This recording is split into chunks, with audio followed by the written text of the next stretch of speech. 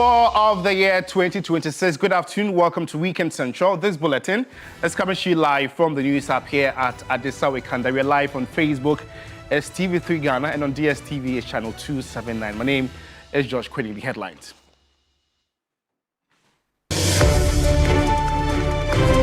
With Ghana witnessing sharp rise in cybercrime in 2025, with reported cases jumping more than 50%, we'll engage a fraud expert on what we can do to stay clear of fraudsters this year, 2026. New mortuary at Kpandai Evangelical Church of Ghana Hospital case eases burial delays, cuts transport costs, and brings relief to grieving families district-wide.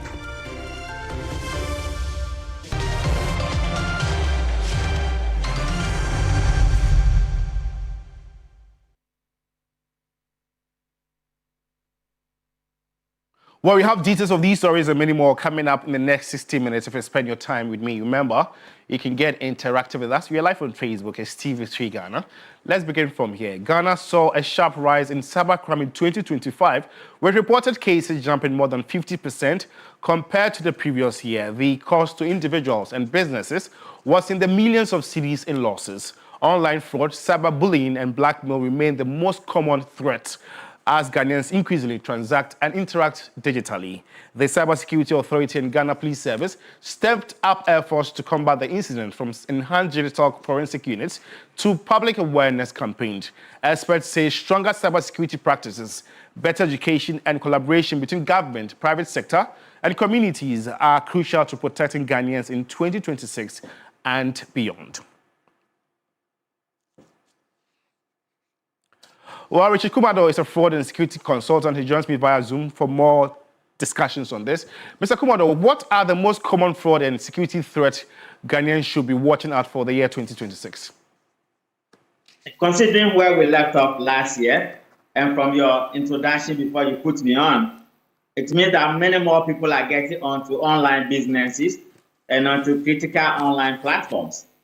Irrespective of whichever platform you use, particularly those who use online platforms for businesses and for personal interactions, I will urge them to do what we call social media due diligence, which is very important.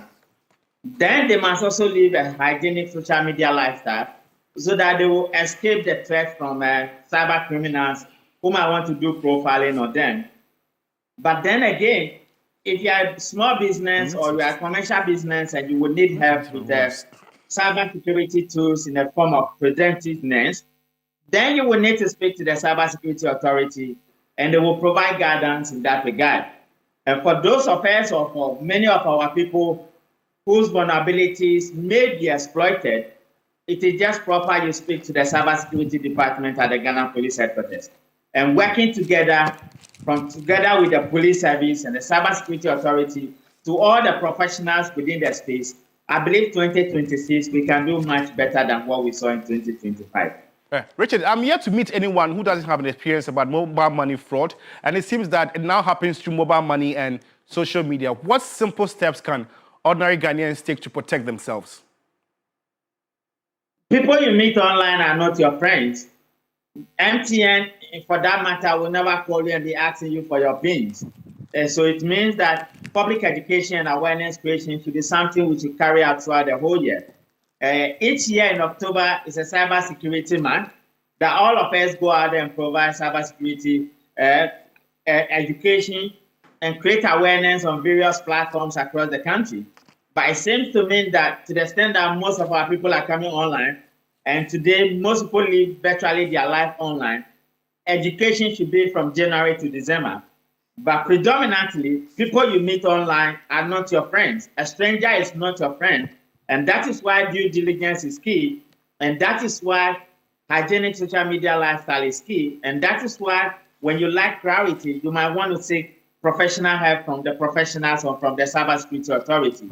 And when your back is against the wall, that your vulnerabilities have been exploited in one way or the other, be it from mobile money or from you accessing any of the virtual access platforms, because the law has been passed, you might want to speak to the police or speak to your bankers in that regard. Richard, so what warning signs should people look out for to quickly identify scam before it's too late? The basic ones that happen on WhatsApp groupings that your number has been hacked is somebody asking you for money. You might want to find out to authenticate it before you send money. When they hack your email or they come through social engineering, then you might have a number of people asking you for friend requests or sending you unnecessary emails, and they're just setting a trap for you to fall in. It's also important to say that your offline activities have influence on what happens to you online. And so, as you live within the digital space, personal prudence is key, and social media due diligence is key, and financial due diligence in that regard is very key. Once you run into difficulty, speak to your bank, speak to your network provider, speak to the Cybersecurity Authority, and speak to the police officers at the Cybersecurity Department. Okay, if someone suspects that they have been targeted or already scammed, what should they do immediately? If there's a particular number or there's a particular person bothering you in terms of bullying, you can report, but the immediate step is to block them. Because the phone is yours, the media platform is yours. That is also to say that be mindful of the sites you visit and be mindful of the platforms you play in and be mindful of the social media pages you belong to. Some pages can lead you into trouble, and some pages may not promote your image or your brand, or some pages can create identity crisis for you. You have a personal responsibility, and all of us have a duty of care irrespective of whichever platform we play on. Okay, Richard, let me just, before you go, this is a personal encounter. I remember somewhere last year, I deposited some 10,000 cedis in my mobile money account. Some few hours later, I got people trying to scam me. Does this very confirm the reports that some people are these telcos giving reports to these scammers? It could also be the point of the transaction. I had a similar experience. I did a transaction of 5,000 Ghana cedis. Within 3 minutes, I began to have a call, and they're asking me all manner of questions which form part of the usual tricks they play on people. And so that you see it as part of the field security risk assessment. We've done it across the whole country. And there are some particular areas that are known for high intensity crime areas. Yeah.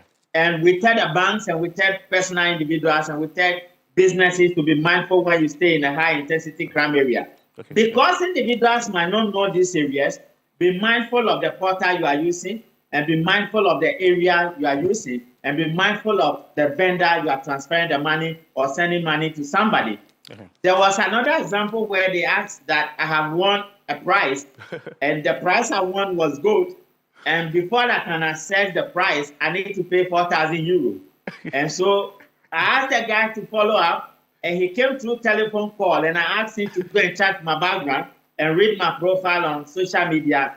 And that is how come they never go back. So I use it as an example, and I spread it across that these are some of the tricks they may use. But it's a usual thing, and it's a minor thing. Yeah. One of the difficulties we also face is that in as much as we provide public education and create awareness, some citizens will say that I'm playing on and I want to see the end. Curiosity kills the cat. Naivety and curiosity and lack of knowledge may also create some level of vulnerabilities for you. Sure. But above all, once there are vulnerabilities, speak to the police, speak to your friends within the cyberspace, and speak to the Cybersecurity Authority people. And you see the speed at which the police are coming after them. I believe in 2026, the 24-hour to 74-hour the police have set for themselves is going to work greatly to the benefit of citizens of this country. Richard, thank you so much. It's always a pleasure tapping your expertise on topical issues of this sort. Richard Kpandai is a security and fraud consultant. And if you're just tuning in, you're watching Weekend Central here on TV3 in More News this afternoon. The Ministry of Finance has highlighted strong macroeconomic gains and key structural reforms recorded in 2025, noting that the measures implemented have contributed to stabilizing the economy, boosting growth and restoring predictability and public financing. In a summary released by the ministry, Ghana recorded GDP growth of 6.1% in the first 3 quarters of 2025, compared with 5.7% during the same period in 2024, the fastest growth rate since 2019. And non-oil GDP, regarded as the most accurate measure of real economic activity and job creation, also posted robust expansion of 7.5% over the same period, up from 5.7% in 2024. According to the ministry, Ghana's external payment position remained strong throughout 2025. The trade balance recorded a surplus of $8.5 billion as at the end of October 2025, a significant jump from the $2.8 billion surplus recorded a year earlier.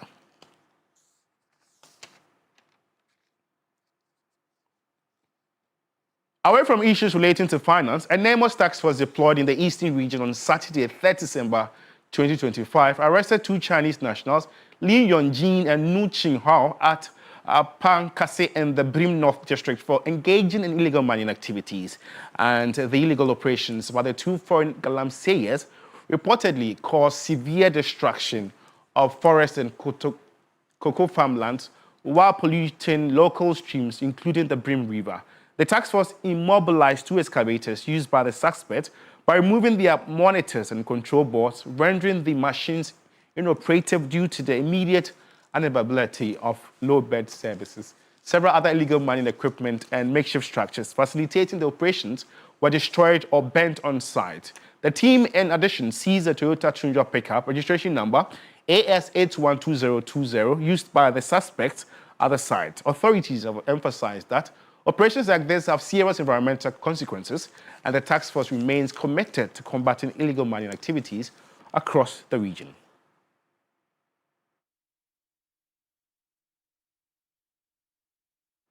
And the government of Ghana has expressed strong alarm over the unauthorized invasion of Venezuela by the United States and the abduction of President Nicolas Maduro and his wife, Cecilia Flores, early Saturday, 3 January 2026. In an official statement, Ghana condemned the unilateral use of force, describing such acts as violation of the United Nations Charter.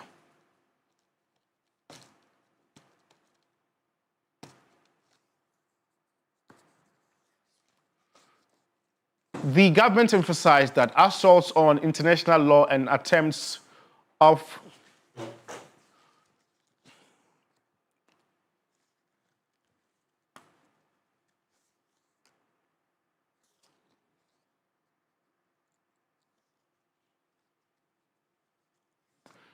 Weekend Central here on TV3. There's more news after this. Stay with us.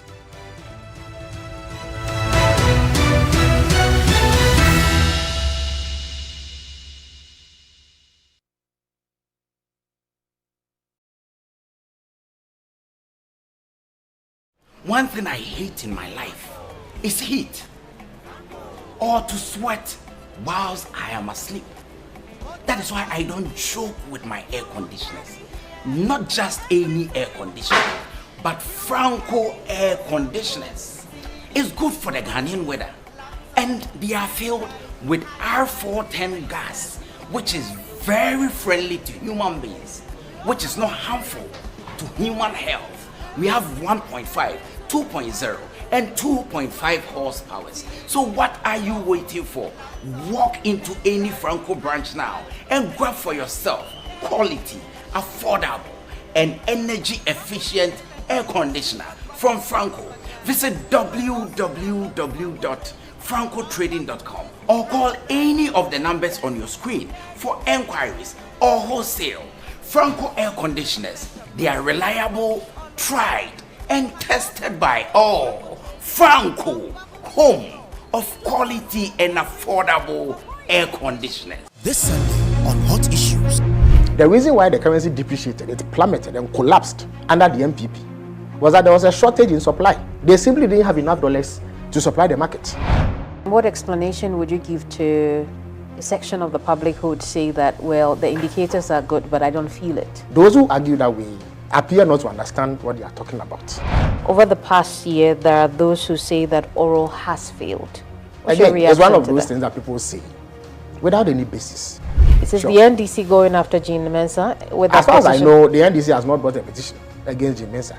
The people who have petitioned are identifiable people. When the time comes, I'm sure she will know who are accusers and she will have opportunity to confront them. The issue of illegal mining. Yes.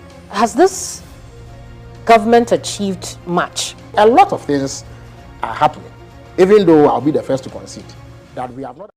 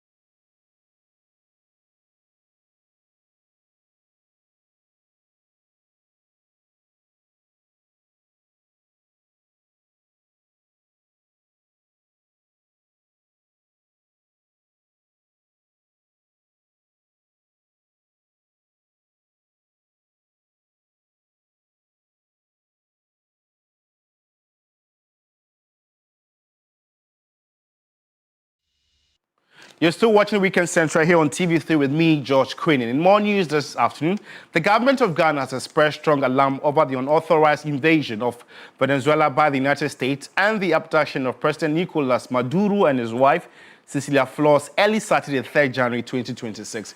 In an official statement, Ghana condemned the unilateral use of force, describing such acts as violations of the United Nations Charter, international law, and the sovereignty of state. The government emphasized that assault on international law and attempted foreign occupation could have serious implications for global stability and the international order. Ghana also voiced concern over the statement by U.S. President Donald Trump, suggesting the U.S. would run Venezuela until a safe, proper, and judicious transition could occur, and that U.S. oil companies would be allowed to intervene. The statement describes such remarks as reminiscent of the colonial and imperialist era, setting a dangerous precedent for the modern world. Reaffirming its commitment to the principle of self-determination, Ghana insisted that only the Venezuelan people should decide their political and democratic future. You can get more updates on this very invasion if you go onto our website, s3news.com. For many residents in the Kpandai district, preserving their dead relatives has been a major concern over these years, forcing them to bury immediately they die. Others who are able to transport their dead relatives to other places for preservation have had to be extra cost of transportation, putting them in financial difficulties. But the construction of a mortuary facility at the Evangelical Church of Ghana Hospital in Kpandai is beginning to bring some relief.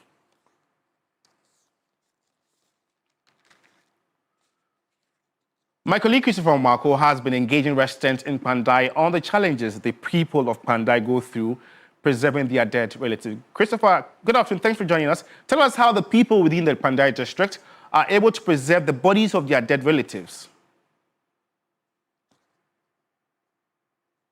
Yes, so George, in recent past, what the people do has to do with the fact that they either use local methods by applying some mixtures of herbs and other things on the body. That is if they are not burying immediately or depending on who the dead person is, so that they can preserve it for the number of days that they want to bury. This cannot span beyond 3 days. That is the local means of preservation. But if you want to keep your dead body, dead relative in a morgue, you'll have to travel far distances to Kratchi, in Chumuru. You have to go to Nkwanta. You have to also travel as far as Tamale and Yendi to be able to do so. This, in the past, brought some financial hardship to the people who wanted to preserve their dead bodies. Some residents actually have been expressing some concerns about what they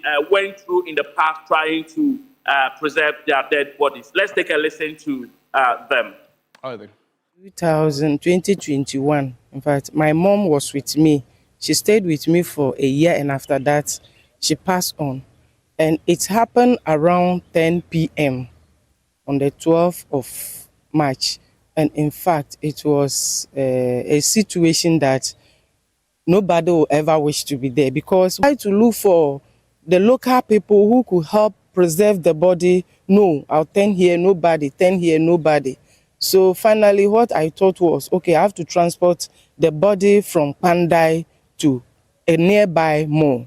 And even to get a means was a problem. And in fact, picking the body from here to Kratchi was also a very traumatized situation. When it comes, as far as there's a mall now, we will be relieved by at least being able to preserve the body and then sit down and take a decision. Unlike now, the person is dead. You will now have to be looking for means of transport and then to the nearby mall. If you are not even lucky and it's happened like the place is full up, you don't know what to do then.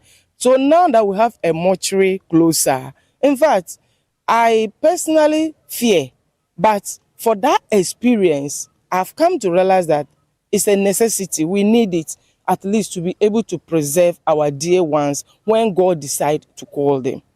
Sanipa no free mu a sɛdeɛ ɛbɛyɛ a na yɛasie no ɛsɛn sɛ yɛbɛnya ka na yɛde no akɔ te sɛ yɛndi yɛde no bɛkɔ krakye yɛde no bɛkɔ nkwanta no na ɛbɛyɛ hawa ama yɛde a ɛndɛ na mpofiri mu a kirikirikirikiri na yɛsie no ɛno nso no na nka nyɛ saa na yɛpɛ no nanso abasa no yɛfa mu saa nanso wɔkyiri yɛaba yi deɛ yɛda nyame ase sɛ aboa yɛn efi sɛ nipa no sɛ wowu ɛndɛ na wonim sɛ ndɛ kirikiri no ɛmba deɛ a sɛ na wotwi o sɛ yɛ bosumi o sɛ yɛ bosumi no a wobɛtumi de na akɔto na waboaboa wo ho na yɛabɛyi ayie no prɛko pɛ kama na wei no deɛ sɛ yɛsie no kora no ayie no nsan yɛ ɛbɛsa bɛyi ayie nanso mo kyerɛ deɛ ɔda mu no na woboaboa ho na wabɛyɛ ayie no prɛko pɛ nti mo kyerɛ no aba no ayɛ yɛ dɛ ɛna ɛboa yɛn so. Christopher, I want to believe there has been some form of intervention. Yes, exactly, George. There has been some form of intervention. The ECG hospital in Kpandai has constructed a mortuary facility to ease the burden of the residents transporting their dead relatives to faraway communities for preservation. And so for now, residents within the Kpandai community and outside the Kpandai community, but still in the Kpandai district, are able to transport their dead relatives to the ECG hospital in Kpandai for preservation. Let's take a listen to what authorities at the ECG hospital have been saying. Those days, without the mortuary, when somebody passed on, now a number of things happen. The relatives are confused. Immediately it happens, they do not know what to do. Now, the patients who are in the ward, a lot of them go through a lot of stress because we do not have a place to preserve or to put the body, even temporarily. So some of them will run out of the ward. In fact, I've seen patients who left the ward on IV fluid, infusions, and they couldn't even walk. They would just crawl and hide themselves outside by the kids until the body is taken. And those that cannot even get up, then you see them lying down and they are shivering and shaking. And many of them get a lot of heart issues, be traumatized, and it doesn't help with their final outcome. Our politicians, the MPs, the DCs, in fact, most of them, the families will fall on them to assist them to transport the body to areas that has mortuary services. And over here, the closest you can get is Ketakrachi. It will take you 1 hour, 30 minutes or 2 hours, if your car is good, to get there. And the other place is Nkwanta. And from here to Nkwanta, the road, the Eastern Corridor road, the road is not good and it's far. And so that is the other place that bodies can be sent for preservation. The other place is Yendi, and that one is also over 2 hours. Luckily, the road is good, but you still need a good car to be able to get there. Sometimes people go as far as Tamale to preserve their bodies. And so, until the construction of this hospital, which we just commissioned, this is how people preserve their bodies. Christopher, before you go, let's look at the monetary value of this very facility. How much was invested in the construction of this new mortuary? That's if you have an idea.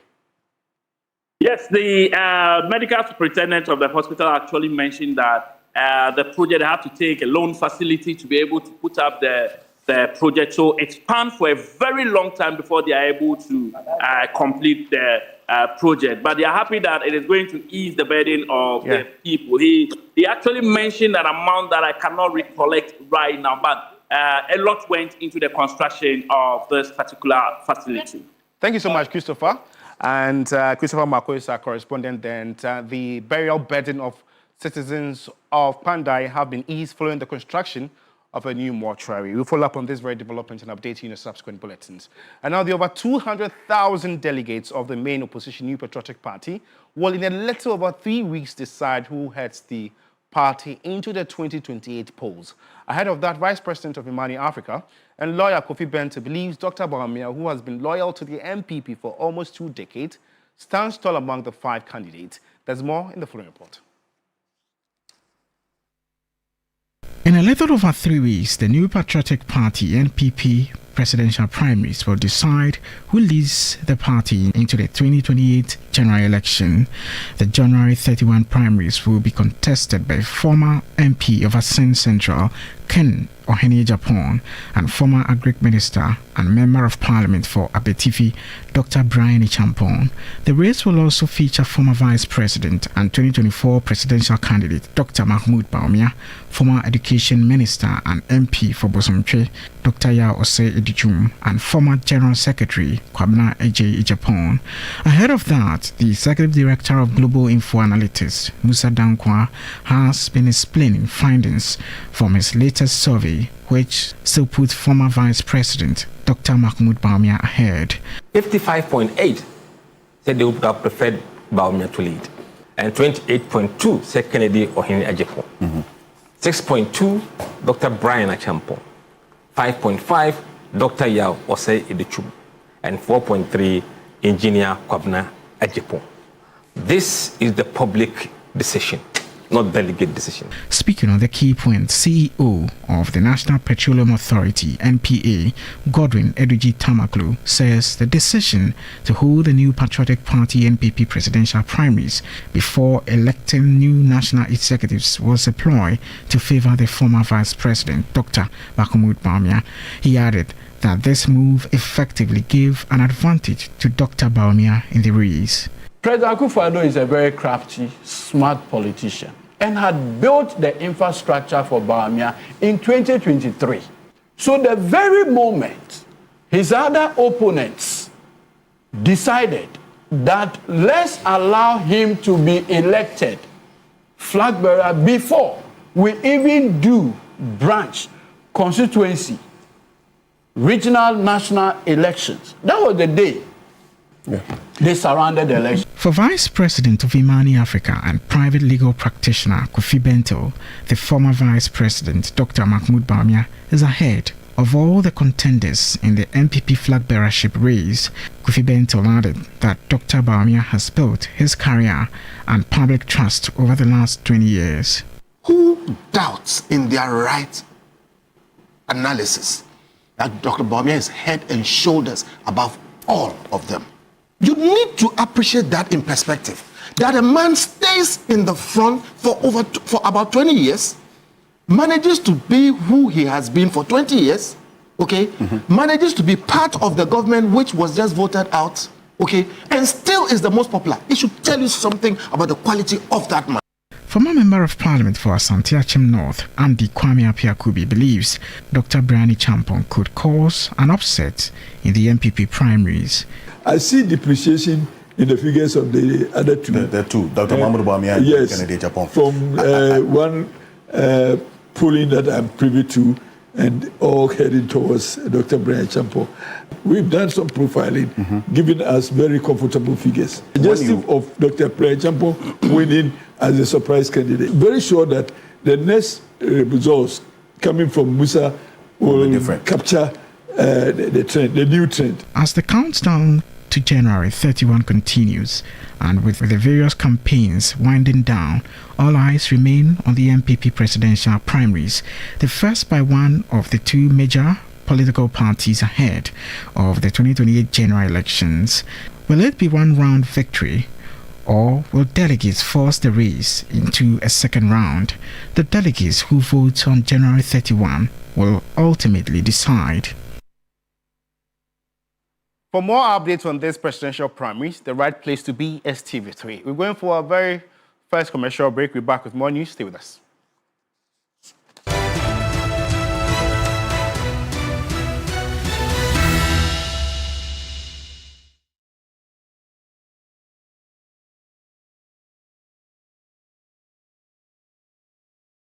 Was that there was a shortage in supply. They simply didn't have enough dollars to supply the market. What explanation would you give to a section of the public who would say that, well, the indicators are good, but I don't feel it? Those who argue that way appear not to understand what they are talking about.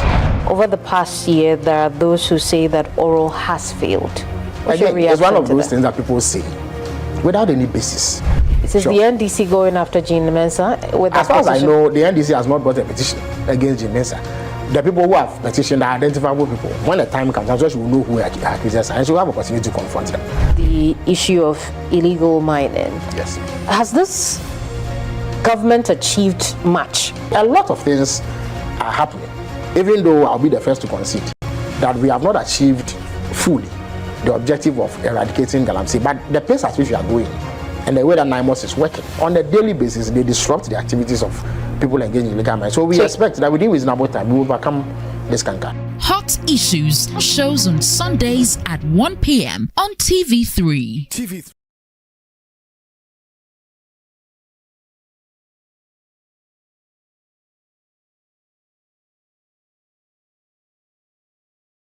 There have been mixed reactions to the assessment of President Mahama's first year in office, largely along political lines. As the NDC administration enters its second year, Ghanaians will be watching closely for progress in easing the cost of living. Analysts say the coming months will be crucial in shaping public perceptions ahead of the next elections in 2028. There's more in this report. Mahama, in his New Year address to Ghanaians, touched on the challenges his administration inherited and the successes chalked in the last 1 year. Our beloved nation, Ghana, is rising again. We've accomplished a lot together in the past 12 months through prudent management and difficult but necessary reforms. We've reduced inflation from the distressing levels above 23% by the end of 2024 and are hopeful to end 2025 with inflation at single digits of just above 5%. We've restored business confidence and have seen a significant increase in both domestic and foreign direct investment. A new national tracking poll by Global Info Analytics reveals that majority of Ghanaians believe the country is headed in the right direction. Executive Director of Global Info Analytics, Musaki Dankwa, has been explaining the key findings on the key points. 3 months ago, it was the same percentage roughly as now. It means something is right in the sampling, which we've always been kind of crucified on. If the sample is not right, the numbers will be yo-yoing across. And if you watch, we pick these samples across many places randomly, and the differences are insignificant. Insignificant, yes. You see. And you say and you change location. Yes, we do. Yes, absolutely.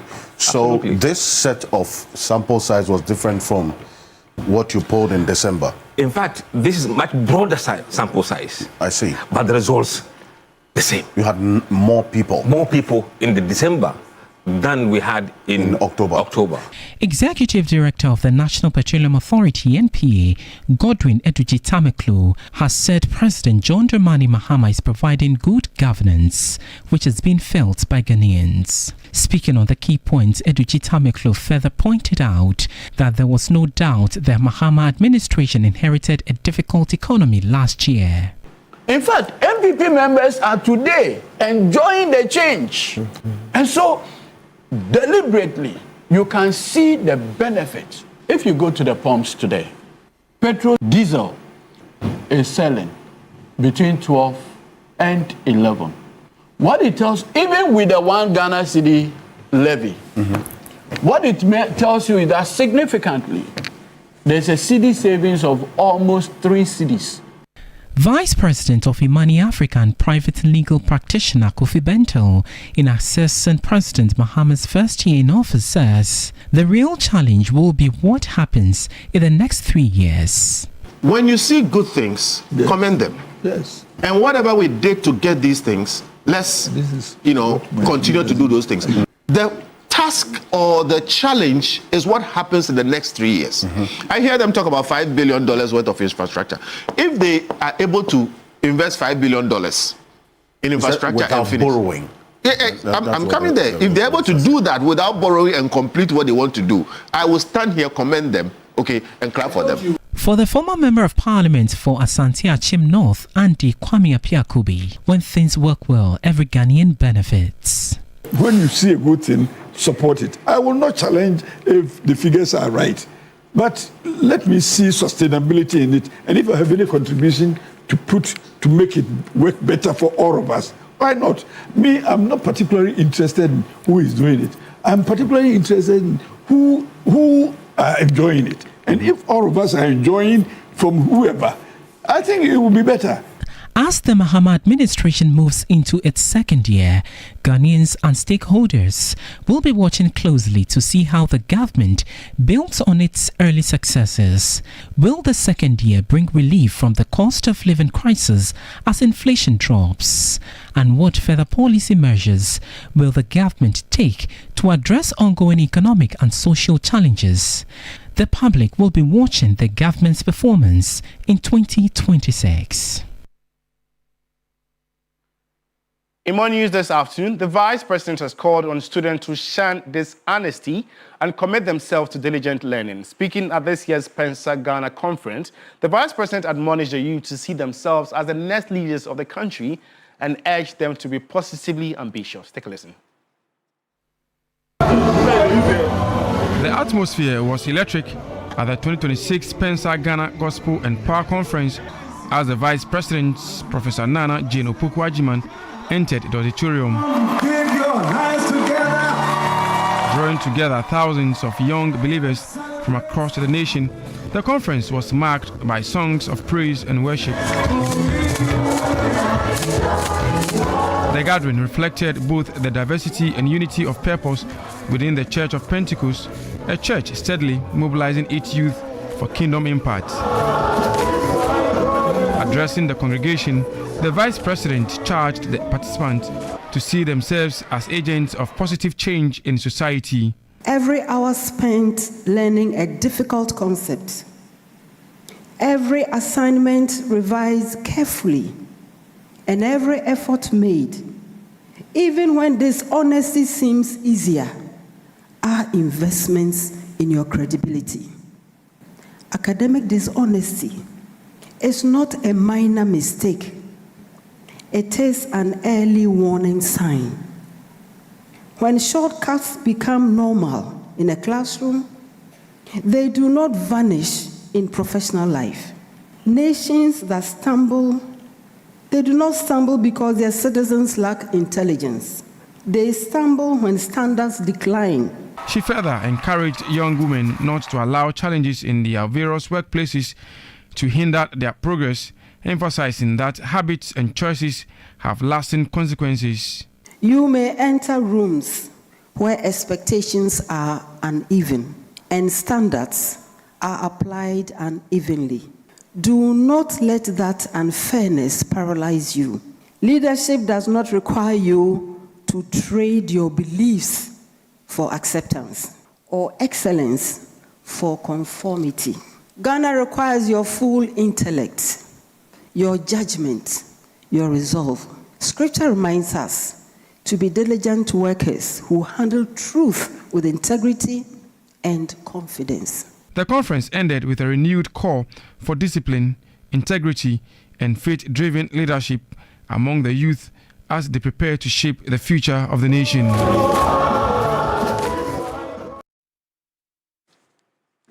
You're still watching Weekend Central on TV3. We're going for a first commercial break. We'll be back shortly. Stay with us.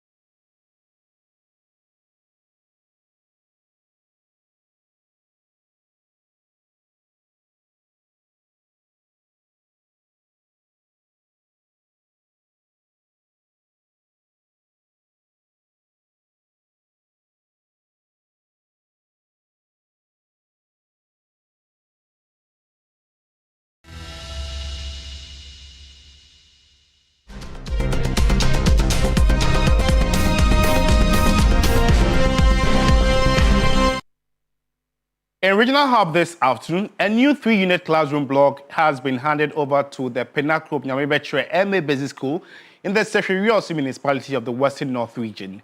The new facility replaces a dilapidated structure which poses danger to pupils and teachers. For a decade, education at Penakro Nyamebetre Junior High School was a battle against the elements. Overcrowded rooms and leaking roofs were just distractions. They were barriers to a future. During the rainy season, lessons often come to a complete halt. This facility is going to help a lot to improve the education status of this school, because previously there was a lot of challenges. Our old classrooms were very small, and since the number of the students were increasing, it was overcrowding. Teachers could not move through to supervise the work of the learners. The classroom was hot. So now that you've got spacious classrooms, the teachers can work effectively. The same thing applies to the students. They also learn comfortably. Today, the atmosphere has shifted from despair to relief. A modern 3-unit legacy classroom block now stands in place of the old ruins, a project that teachers and learners are describing as a dream come true. We thank the president and the MC, the director of education and 8 members for making this project for us, because at first our school was so poor in state.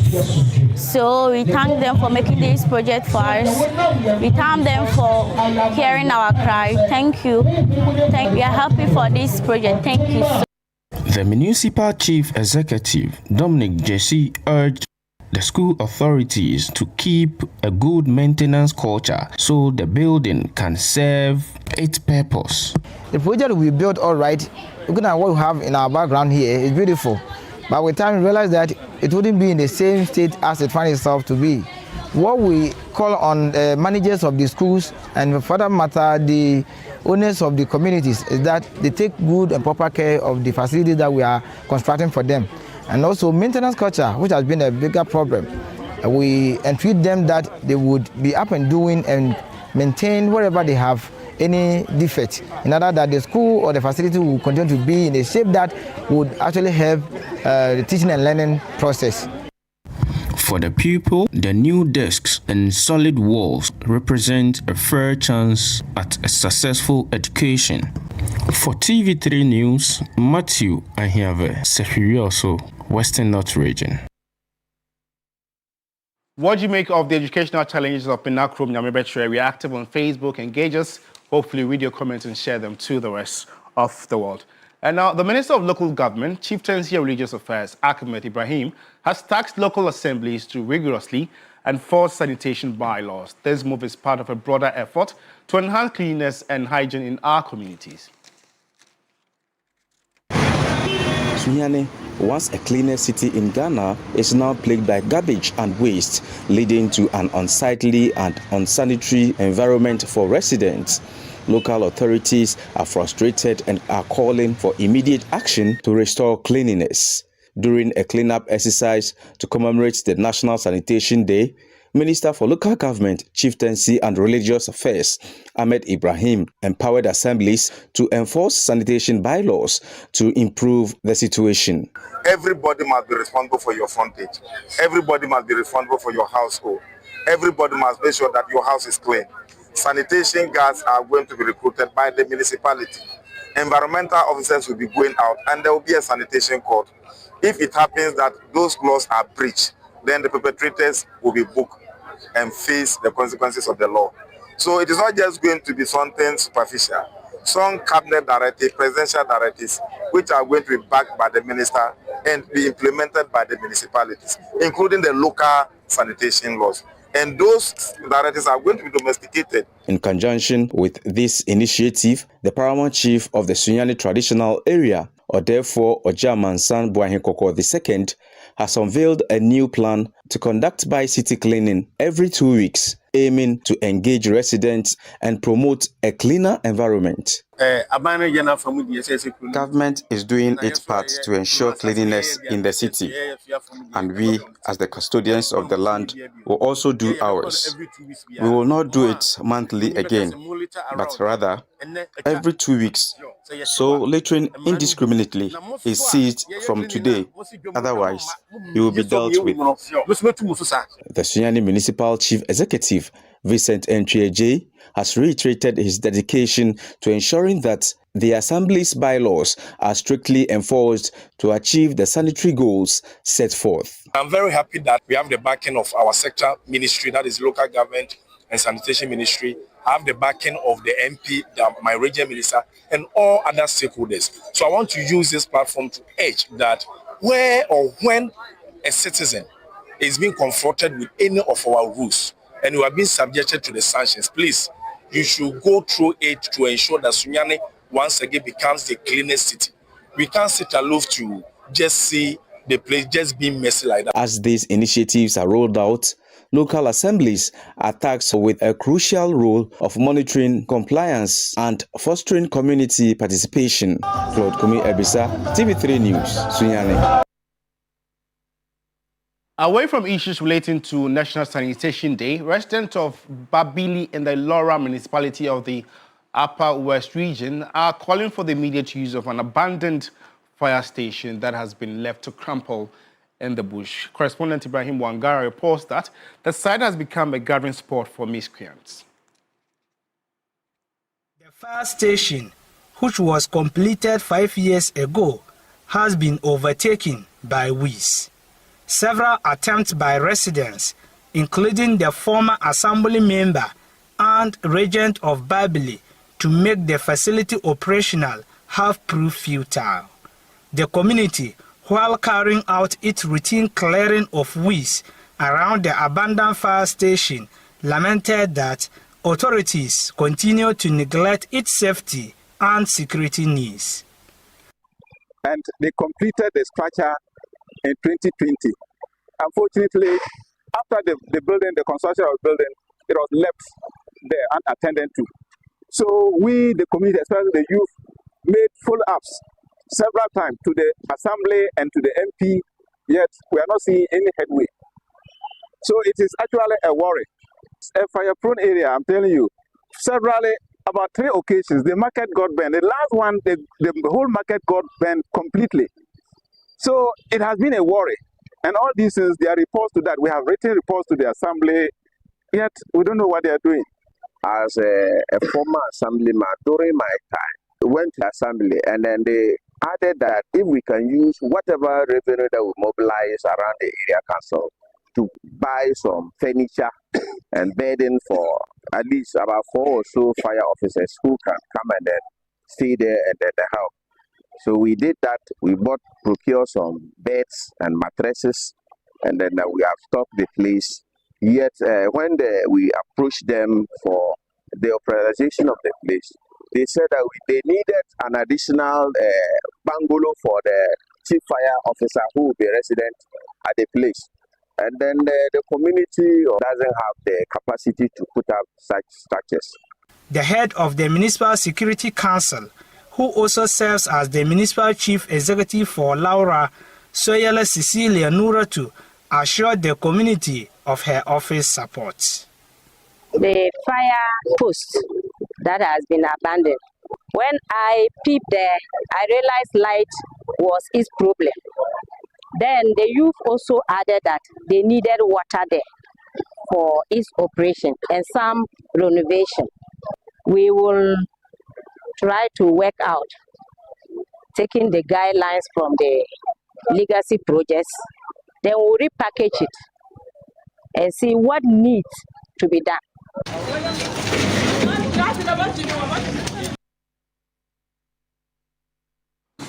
Well, that's all time will allow us. It's actually the second edition of Weekend Central for the year 2026. For more news update, just log on to our website. It's 3news.com. Alternatively, join my colleagues Noble Crosby and Grace Amwajima tonight on News 360 at 7 p.m. Kpandai joins you at 1 p.m. with Hot Issues with the presidential spokesperson, Felix Kwashiofosu. Thanks for watching. It's always a pleasure coming your way. Good afternoon.